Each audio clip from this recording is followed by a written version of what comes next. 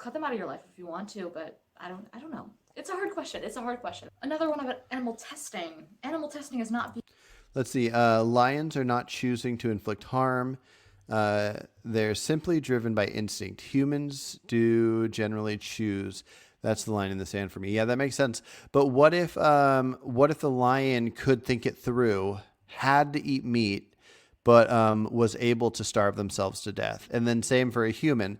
What if a human, like the one I just described, let's say if they ate vegetation, they would just get sick and couldn't have it, and the only thing that would keep them alive is meat. Would you accept that? I mean, it's hypothetical. I'm not saying accept that Michaela Peterson is calling herself a carnivore. I'm saying like scientifically hypothetical, that if humans had to, would you think that us humans should like sacrifice our lives, or should we just do how I described, that we eat as little as possible?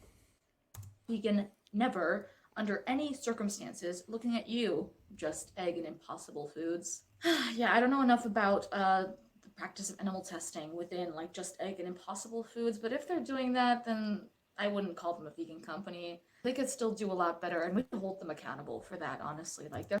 Oh, so I watched this the other day, and which is why I'm doing a reaction, because I really enjoyed this video, but I must have missed that one. The animal testing and the Just Egg and Impossible. So I didn't know Just Egg had done this, but I knew Impossible. I had heard rumors that there was something like where their facility had to be tested in a certain way, or maybe some rats had to die. I don't know what it was, but from my understanding with Impossible, maybe let's say like 20 rats died, or maybe even 100 rats died initially. And then ever since then, we have all the Impossible burgers, Impossible sausage, and no more mice ever, or rats ever harmed again. I would say clearly, in the sense that anything better than worse is the route to go. It's kind of like Meatless Mondays is good, reducing is good. If we're convincing people now, if we're killing rats to create a product just to feed more vegans, it kind of doesn't matter.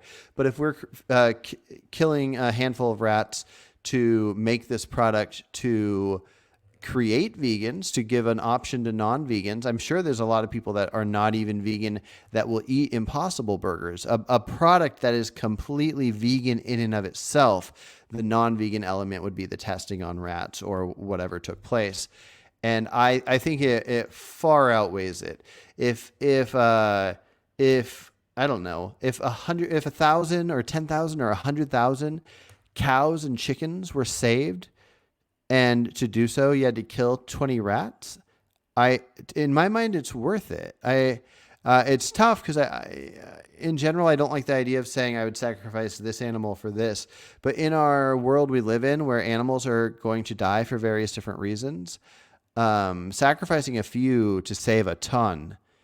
And Impossible has done that. I'd say Impossible Burger is probably the most popular vegan product for being vegan. And I'd be very curious to hear what people would think if they would sacrifice 20 rats to save 10,000 cows. Yeah, if you're watching, answer that, please. Lewis said, required to eat flesh is different. Yes, eat as little flesh as possible. Perfection is a very problematic threshold. So yes, it's worth it in the long run.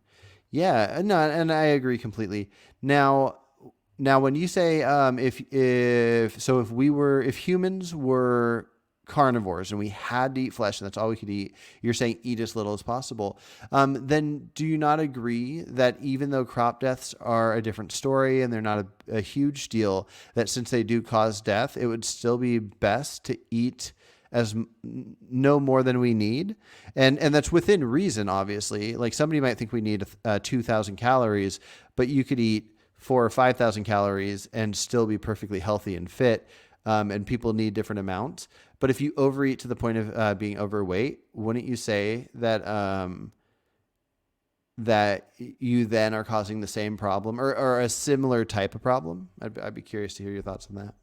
There's no problem with holding companies accountable, even if on the surface they seem to be aligned with your values. I would make animal. Yeah, I do want to throw in, even though I defend Impossible Burger with this whole issue and the rat testing thing, I do want to point out that I completely agree with Christina here about holding companies accountable. Um, I think that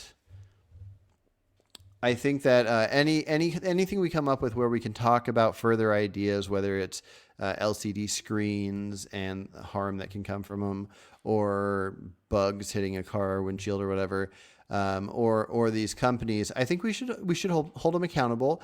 But at the same time, we should recognize the good they cause. If hundreds and thousands of cows are saved from Impossible Burger, then we should go, oh man, it's a bummer these rats died, but there is a good outcome coming from it now that it's here and no more rats are going to be harmed. We should totally support this company. I can't imagine not doing that. So I think you can do both. I think you can tell companies like, I want you to do better, but you can also recognize when good comes out of something. Agriculture illegal. I would too. I think I would make animal murder illegal in the same way that I would make